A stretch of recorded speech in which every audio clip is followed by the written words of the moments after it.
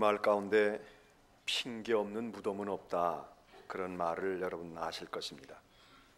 요즘에는 묘소를 쓰지도 않고 화장을 해서 수목장을 하든지 또 바다에 뿌려들이든지 해서 우리가 묘소를 볼 수 없지만, 공원묘원에 가든지 공동묘지에 많은 무덤들이 있는데 거기 가서 왜 당신은 어쩌다가 여기 왔느냐 그렇게 물으면 다 할 말이 있다는 거죠.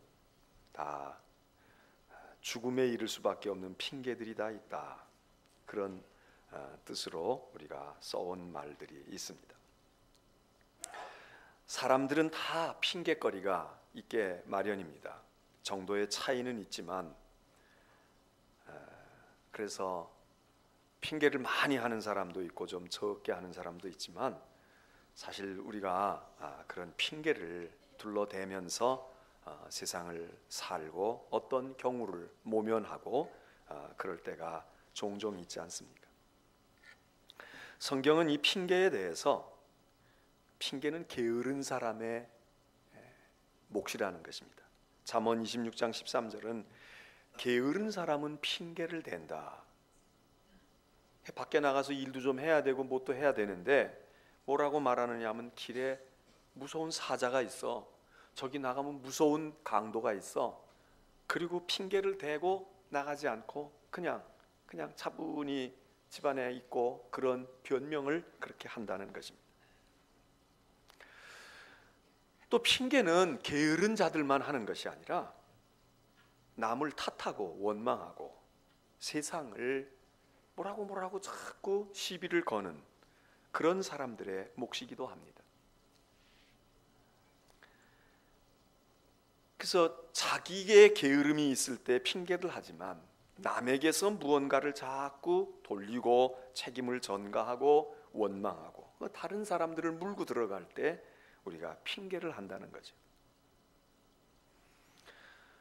또 어떤 핑계에 대해서 많이 연구한 사람은 뭐라고 말하는가 하면, 핑계는 거짓말, 속임수의 일종이라는 겁니다. 거짓말이 여러 가지 거짓말이 있고 남을 속이는 것이 여러 가지가 있지만, 거짓말의 한 형태, 그게 핑계라는 것입니다.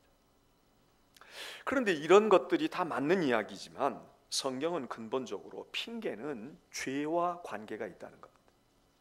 게을러서 핑계하는 사람도 있고, 남 탓해가지고 그래서 늘 불만이 있고 원망에 차 있어서 핑계대는 사람도 있지만, 그리고 아주 거짓이 있어서 진실하지 않아서 핑계하기도 하지만, 인간이 왜 핑계하느냐, 왜 핑계를 대고 핑계거리를 자꾸 찾는가, 그거는 인간이 악과 죄에 있기 때문이라는 것입니다.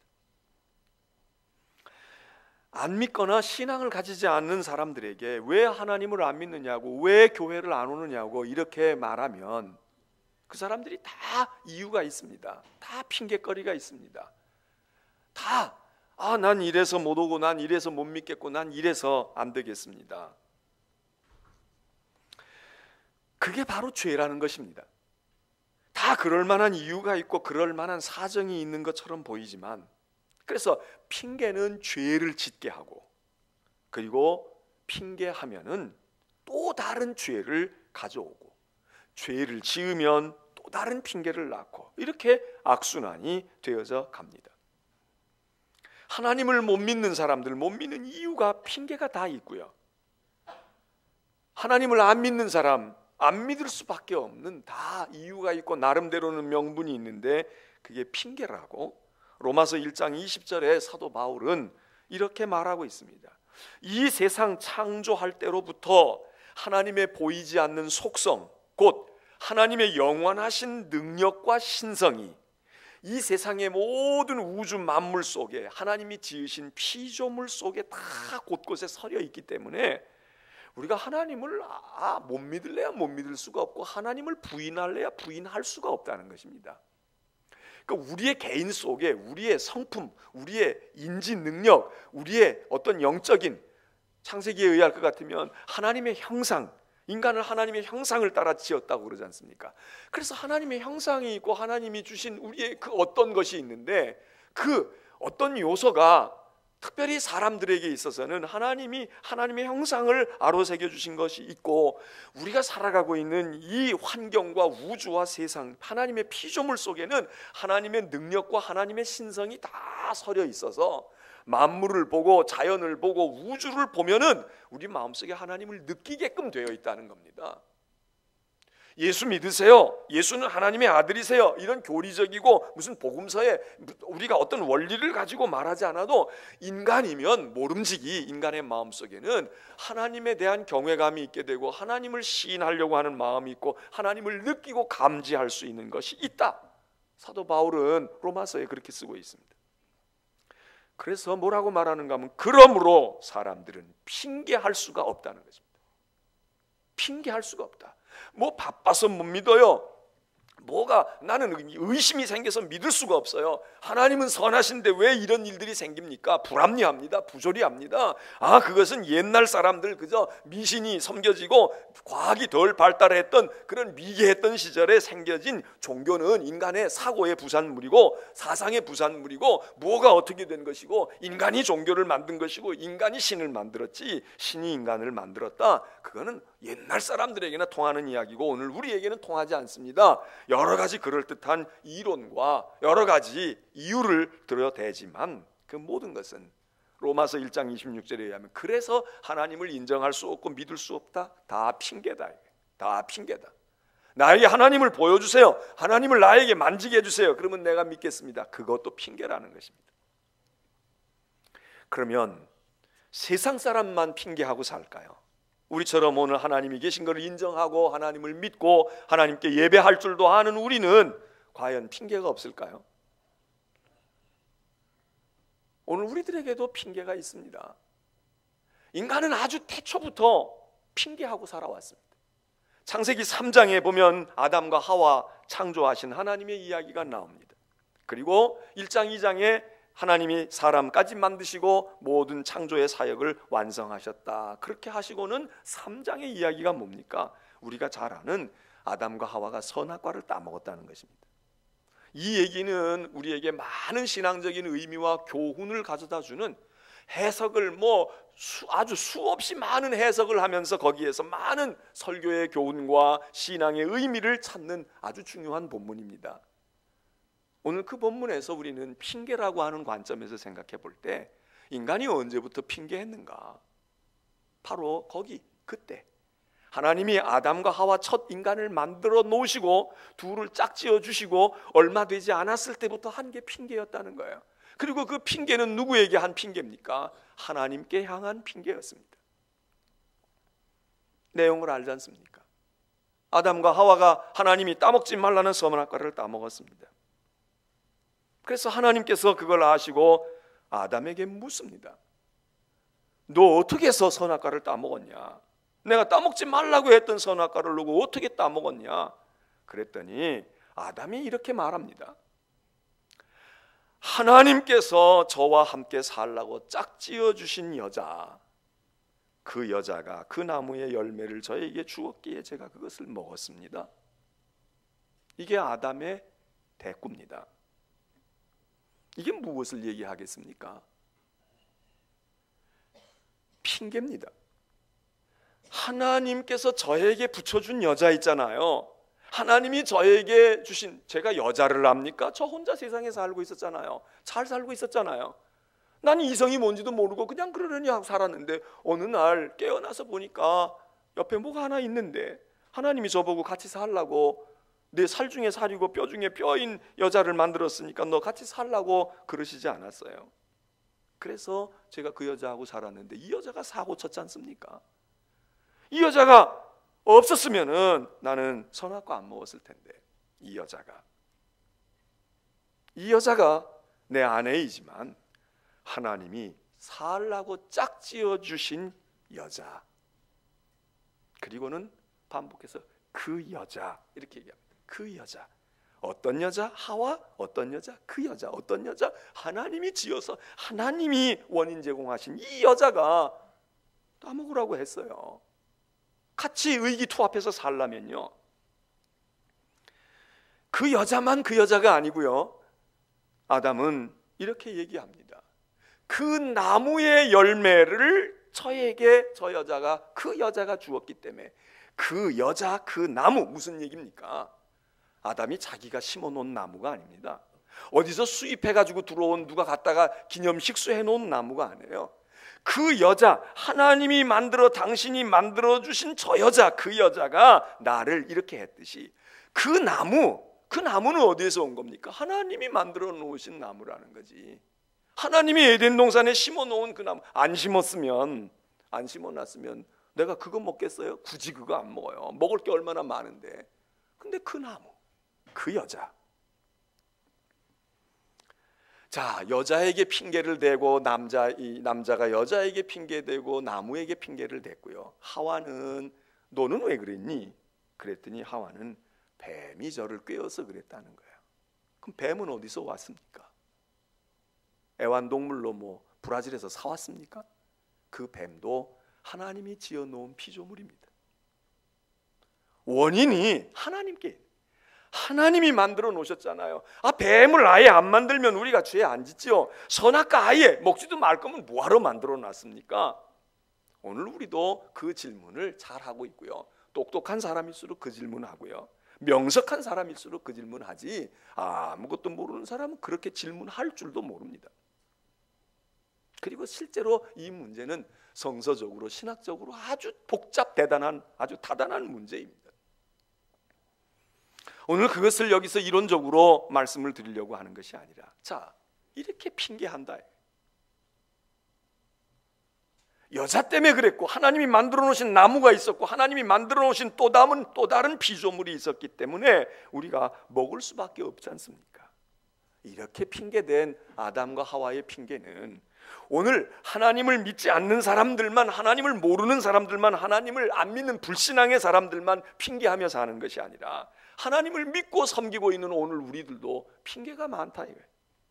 오늘 성경 본문은 그 얘기를 하지 않습니까?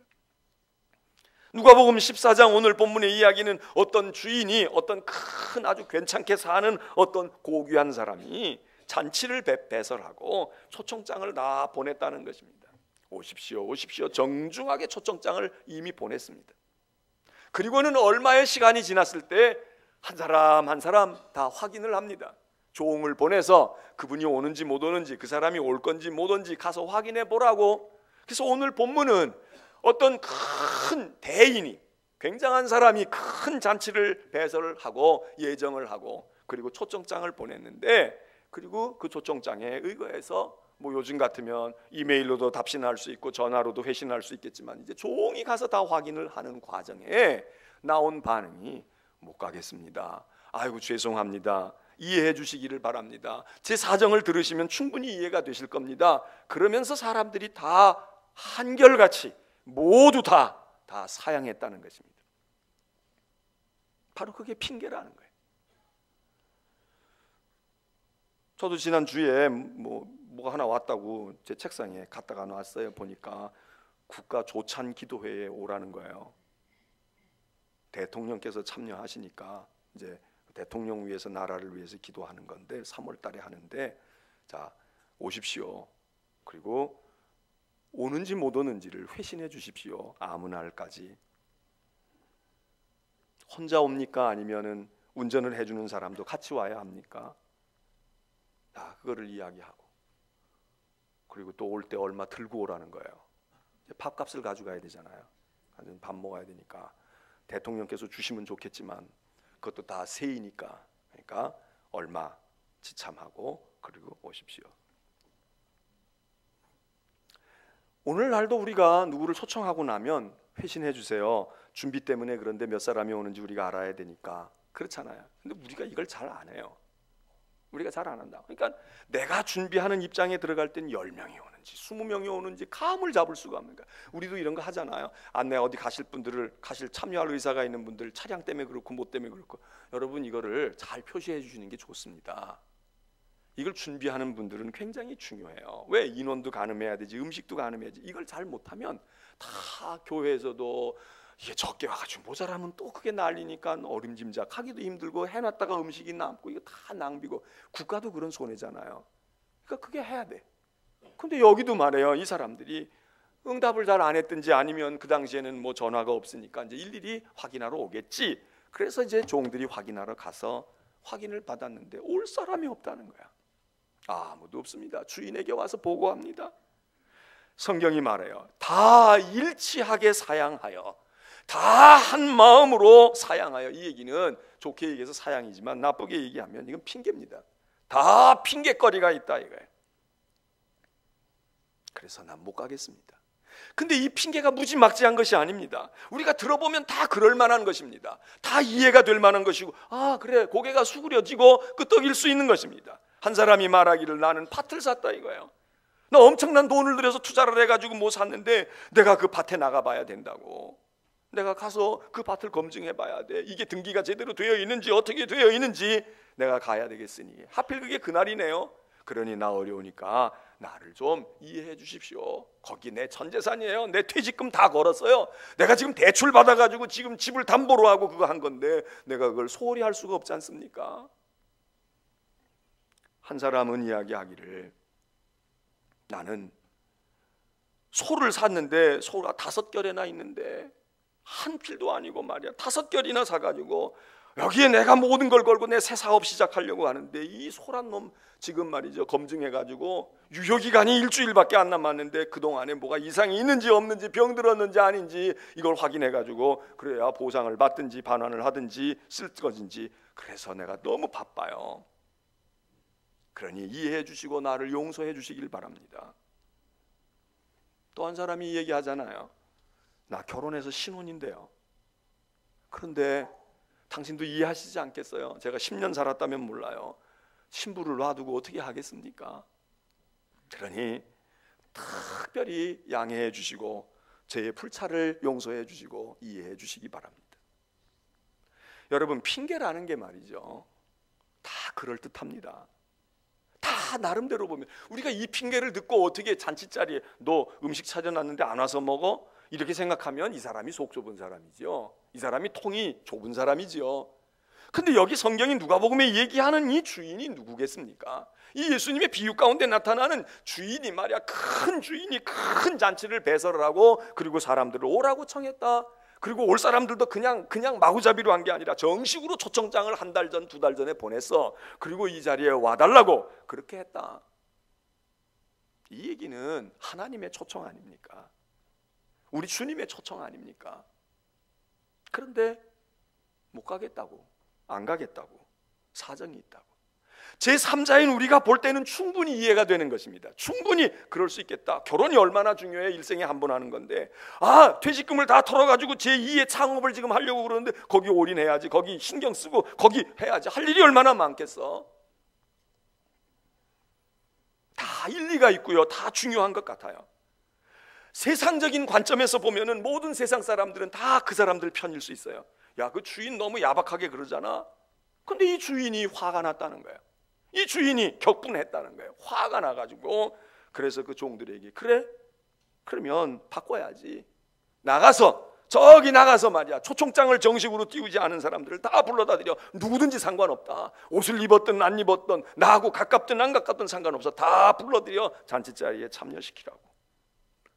얼만큼 자리가 찼는데 자리가 그래도 모자라니까 주인이 또 이야기합니다. 이제는 가다가 말이야, 오기 싫다는 놈들도 강제로 끌어다가 여기다가 다 자리를 채워라. 여러분, 우리가 하나님을 믿지 않는 사람들, 믿지 못할 때에도 핑계가 많았습니다. 이유가 많았습니다. 그리고 그 이유는 우리 한결같이 다 그럴듯한 이유입니다. 아이 기르는데 바빠요. 제가 지금 주일날도 일요일날도 나가서 돈 벌어야 되니까 내가 갈 수가 없어요. 뭐 등등 여러 가지 이유가 있지 않습니까? 다 우리가 수긍이 돼요. 그렇지. 더군다나 믿음 없는 사람이 어떻게 그러겠어? 그런데 문제는 믿음이 있어서 오늘 하나님 앞에 나와 예배드리는 우리도 하나님과의 관계에서 이 핑계가 많다 이거예요. 못 가겠습니다. 못 하겠습니다. 나 어렵습니다. 이 핑계라는 것이 어떤 때는 우리가 입장이 곤란할 때 우리의 입장을 아주 잘 모면할 수 있게 하고 스무스하게 넘어갈 수 있게 하는 역할도 하지만, 이 핑계를 자꾸 대버릇하고 이 핑계를 자꾸 자기의 변명으로 삼아 버릇하면 결국은 그 핑계 때문에 우리의 인생이, 그 핑계에 휘말려서 인생이 망한다는 것입니다. 그건 성경의 얘기가 아니라 세상 사람들이 이 핑계에 대해서 생각하고 심리적으로 분석하는 이들이 자꾸 핑계하는 사람들, 결국은 자기의 어떤 어려움과 자기의 어떤 곤란한 경지에서 벗어나기 위해서 해결책으로 내놓은 핑계였지만, 그 핑계가 여기 벗어난 문제보다도 더 큰 문제를 나에게 가지고 와서 마지막 우리를 결국 핑계라는 함정에 빠뜨려서 헤어나오지 못하게 한다. 그러므로 핑계를 청산해야 된다. 세상 사람들도 그렇게 얘기합니다. 오늘 우리는 하나님 앞에서 믿음의 생활할 때 많은 핑계가 있습니다. 아니, 핑계가 아니라 우리 쪽에서 볼 때는 그것이 분명한 사유이고 진실한 이유일 수 있습니다. 세상 사람들 보십시오. 이런 사람 있지 않습니까? 가난한데 어떻게 공부해요? 우리 집은 가난해서 공부할 수가 없었어요. 학교 갈 수가 없었어요. 등록금을 주시지도 않고요. 내가 우리 집 식구를 먹여 살려야 되는데 내가 어떻게 공부를 합니까? 공부 나도 하고 싶지요. 내가 왜 학교를 그만두겠어요? 왜 대학을 가지 않고 대학원을 안 가겠습니까? 나 그래서 포기하고 생업전선에 뛰어들었습니다.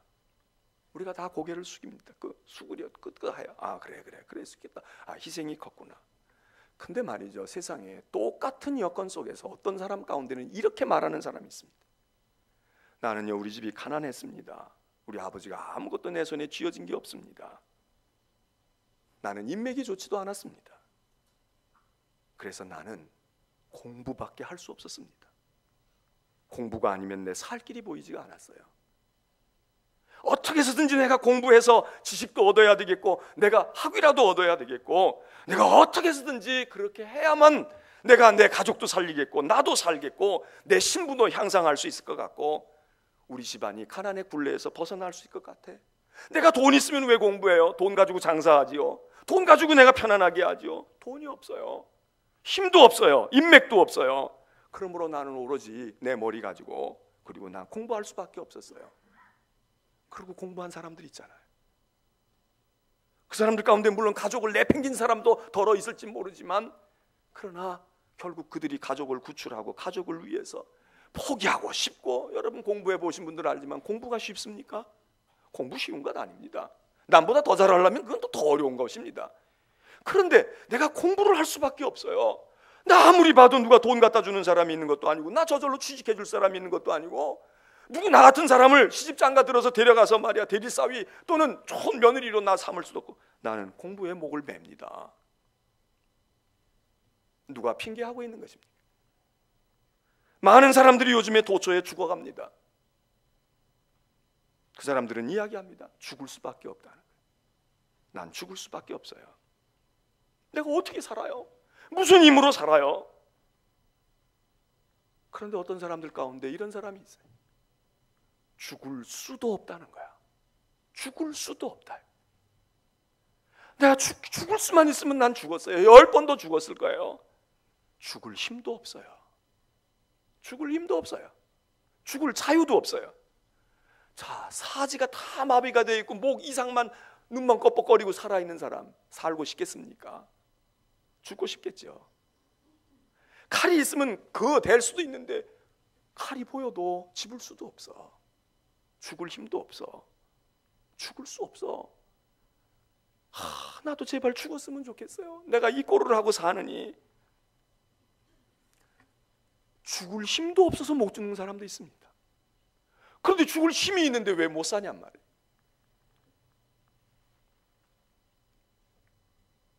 제 친구의 어머니가 일찍이 아이들을 졸망졸망 잊고 말이에요. 어려서부터 당신이 혼자 자식들을 먹여 살리고 공부 가르치고 그런 친구의 어머니가 있습니다. 그랬다는 거야. 우리 그 친구가 말이죠. 그 아들들이, 어머니가 얼마나 힘들겠어요. 어머니는 왜 슬퍼하지도 못하고 어머니는 울지도 않아요. 그 어머니가 대답하는 말이, 나는 울 시간이 없다. 나는 슬퍼할 만큼 사치스럽지가 못해. 왜? 이른 아침부터 새벽에 나가서 장거리 타라에다가 물건을 갖다 놓고 이제 길거리에서 팔고 말해요. 그리고 해가 떨어질 때 같이 물건이 팔면은 해 떨어질 때쯤 되고 말해요. 어두워지면은 아이들이 그냥 고만고만한 것들이 그냥 제비새끼처럼 그러고 있는데, 또 뭐 보리를 한 대박 사든 밀가루를 한 움큼 사든 그거 사다가 저녁에다 수제비를 끓이든 뭐 밥을 해가지고 어떻게든지 입에다 쳐넣어야 되니까 더 종종 걸음으로 와가지고 그냥 씻고 밥 안 치고 어떻게 해서 먹여놓고, 그러고 나면 빨래할 것 있고 바느질할 것 있고 밤새껏 또 그러고 새벽이 되면 눈 떠가지고 또 가서 뭘 어떻게 물건을 하나 조금이라도 해다가 그 다음에 시장판에 앉아가지고 해야 되니까 울 새가 없다는 거야. 슬퍼할 틈이 없어. 많은 사람들은 슬퍼서 못 살겠다는 거야. 난 너무너무 울 일이 많아서 통곡하느라고 못 산다는 거예요. 이런 어머니들에게 있어서는 그게 핑계가 아닐까요? 울 것밖에 할 일이 없다고? 눈물을 흘리고 눈물 훔치느라고 다른 일에 넋을 뺄 수가 없다고? 나 봐. 난 울 시간이 없어. 울 생각이 들 틈이 없어. 이 자식 보내야 되고 저거 먹여야 되고 가서 뭐 해야 되고 혼자서 다 해서 자식을 몇을 길러야 되는데. 여러분, 오늘 누가복음에 나타나 있는 이 사람들과 같이 우리는 때로 하나님 앞에 굉장히 점잖습니다. 아주 그럴듯한 이론이 있습니다. 제가요 이만저만해서 제가 하기가 어려워요. 하나님도 아시잖아요. 가정이 얼마나 소중한지 하나님 아시잖아요. 제가 가정 때문에 제가 지금 제 삶의 전선에서 제 생업이 지금 얼마나 위태위태하고 이러다가 영광 가리우면, 하나님 영광 가리우면 뭐 덕이 됩니까? 제가 그래도 사업에도 좀 골몰해 봐야지요. 그래서 예배도 잘 못 드리는 이유가 있습니다. 기도 못하는 이유가 있어요. 하나님 앞에 드리는 거, 헌신하는 거, 더더군다나 주의 사역하는 거, 내가 지금 사역할 처지가 아니다. 다 들어보면 공감이 되고 이해가 됩니다. 그래, 그렇겠다. 내가 저 지경이 돼도 그럴 수 있겠다. 근데 문제는 주인이 화를 낸다. 여기 보니까 이 주인이 그냥 주인이 아니거든요. 아주 점잖은 분이고 굉장히 그럴 분이야. 그런데 이분이 왜 이렇게 속 좁은 반응을 보일까요? 찬양할 수가 없어요. 기도할 수가 없어요. 기도를 못 하겠어요. 우리 이야기합니다. 충분히 이해가 됩니다. 우리 다 그런 걸 경험합니다. 목사도 설교를 못 하겠다. 설교할 수가 없네. 이럴 때가 왜 없습니까? 있어요. 뭐 시간이 조들려서 그러기도 하지만, 야, 이게 진짜 내가 설교해야 맞아? 더군다나 이 본문을 가지고 이런 설교 내가 할 자격이 있어? 그리고 이 설교가 지금 우리 교인들에게 필요한 거야? 오히려 이 사람들에게 필요한 건 이게 필요한 것 같은데 성경과 본문은 이게 딱 주어져 가지고 이걸 하라고 그러는데, 가뜩이나 이분들이 지금 말이지 그냥 고달프고 힘든데 거기에다가 회개하라고 그러고 거기다가 당신들 정신 차리지 않으면 하나님이 진노하, 이 얘기를 할 수가 있냐고. 차라리 하나님 그냥 말아버리고 안 하고 입을 닫고 있는 게 낫겠지요. 그래도 해야 할 수밖에 없을 때가 있잖아요. 내가 기도할 수 없고 찬양할 수 없고 말할 수 없다고 이야기하는데, 하나님께서 어떤 이들에게는 그러니까 찬양하지 않을 수가 없다는 거예요. 그러니까 기도하지 않을 수가 없다는 거예요. 왜? 기도의 방법이 있냐고. 다른 노래 부르면 괜찮냐고. 하나님께 오지 않으면 우리가 어디 가서 속 시원하게 풀어볼, 그러면 그렇게 하면 됩니다. 속 시원히 풀어질 것 같으면 그렇게 하면 돼. 근데 없어. 그냥 못하겠다는 거야. 그냥 안 하겠다는 거야. 오늘 누가복음에 있는 말씀이 이야기합니다. 금년 한 해 벌써 1월달이 지나갔지 않습니까? 오늘 마지막 주일입니다. 제가 지난 연말부터 계속해서 말씀을 드려옵니다. 금년 한 해 우리가 주님께 좋은 일 좀 하고 살았으면 좋겠습니다. 어떻게 하면 그렇게 할까요? 몇 가지의 타이틀과 연속되는 말씀을 드렸습니다. 이제 1월이 다 지나가는데 혹시 아직도 준비 운동만 하고 계시거나 아직도 무언가가 시동이 걸리지 않은 분들, 이제 조금 있으면 구정이 오지 않습니까? 설날이 옵니다. 음력으로 새해가 와. 음력의 새해가 다 지나가기 전에 우리가 어떻게, 난 못해, 난 할 수가 없어, 난 사정이 지금 이래, 내가 이렇고 이렇잖아. 여러분은 그럴듯한 명분이고 그럴듯한 사정이고 그럴듯한 이유일지 모르지만, 혹시 이 성경에 있는 많은 사람들, 우리의 조상 아담과 하와 같이 굉장히 설득력이 있는 이론을 가지고 무장하고 있지만 주인께서는 너 핑계야, 다 핑계야, 그렇게 우리에게 말씀하시지 아니할까? 우리가 말하고 있고 우리가 내세우고 있는 것들이 진정한 명분이 아니라 하나님 앞에 정말 그게 통할까? 너 그래도 이건 이러고 하고 있는데 너 이거는 이렇게 하잖아. 너 이거는 못한다고 그러지만 이거는 하고 있잖아. 너 이거는 없다고 그러지만 너 이거는 있잖아. 주님께서 우리를 보실 때 서글프게 보실 뿐만 아니라 분노하시지 않을까? 화내시지 않을까? 이제 1월 한 달이 다 지나갑니다. 혹시 1월 달 그냥 어영부영 하신 분들 계시면 2월 달 음력으로 새해가 오잖아요. 이제 나는 음력이 내 새해야. 또 금년에 설날은 사순절이 시작되어지는 그 기간과 같이 거의 날짜가 겹쳐져 있습니다. 그래, 사순절도 시작되어지고 음력으로 새해도 오고, 그러니까 내가 금년 한 해 주님 위해서 좋은 일을 좀 해야 되겠어. 내가 생각했던 불가능하고 어렵다고 했던 모든 문제들이 핑계가 아닌가. 그래, 사람에게는 공감을 얻을지 모르지만 하나님께서 들으실 때 그럴 수 있을까? 여러분 생각하시고, 예수님에게 어떤 사람이 와서 내가 나를 따르라고 했더니 제 아버지 장례나 치르고 따르겠습니다. 장례나 지내고 따르게 해주세요. 그러면 웬만한 사람 같으면 아버지 장례 치른다는데 그게 지금 뭐 몇 년이 걸린다는 이야기도 아닌 것 같은데 분위기상, 그래 그러면 언제든지 연락해. 그리고 아버지 장례 잘 모시고 와서 따르라고 그래야 되지 않습니까? 주님이 뭐라고 말씀하십니까? 그래 알았어, 너는 그러면 장례 지내. 그러나 말이야, 죽은 자의 장례는 죽은 자에 맡길 수 있는 거야. 한마디 말씀하시지 않습니까? 오늘 여러분에게 주님을 섬기고 주님을 닮아가고 주님을 위해서 무언가 헌신해야 되는 일에 걸림돌이 뭡니까? 명분이 무엇입니까? 무엇 때문에? 아이 때문입니까? 부모 때문입니까? 여러분의 경제적인 사정 때문입니까? 육체적인 곤경과 질병 때문입니까?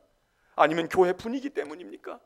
나는 하려고 그래도 그런 사람이 있어서 나는 안 하는 게 낫겠어, 그겁니까? 아직도 이 교회가 주님의 교회라는 생각보다는 인천중앙교회는 아직 나에게는 낯선 교회야, 그것 때문입니까?